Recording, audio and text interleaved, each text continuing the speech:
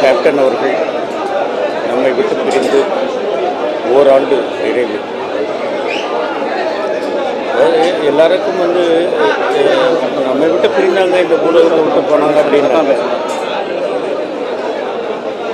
இந்த பூலோகத்தை விட்டு சென்றவர்களுக்கு சிவலோக பதவி அடைந்து விட்டார் அப்படின்னு சொல்லுவாங்க. அண்ணன் வாழும் பொழுதும் பெரிய பக்திமானாக வாழ்ந்தார். எல்லோருக்கும் உணவளித்தார், உபசரித்தார், உள்ளன்போடு நேசித்தார். அப்பொழுது அவர் அளிக்கத் தொடங்கிய அந்த உணவளிக்கின்ற ஒரு விஷயம் இன்னமும் நடந்து கொண்டிருக்கின்றது. நிச்சயமாக அண்ணன் அவர்கள் ஆசீர்வாதம் எல்லோருக்கும் இருக்கும்.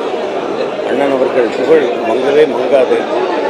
நினைக்கின்ற நேரமெல்லாம் யார் வேணாலும் இங்கே வரலாம், பார்க்கலாம், சாப்பிடலாம் அப்படின்ற ஒரு நிலையை ஏற்படுத்திவிட்டு அவர் இறைவனோடு கலந்திருக்கிறார். என்றென்றும் அவர் நம் உள்ளங்களில் வாழ்வார். அவருடைய ஆசீர்வாதம் நம் எல்லோருக்கும் கிடைக்கும்.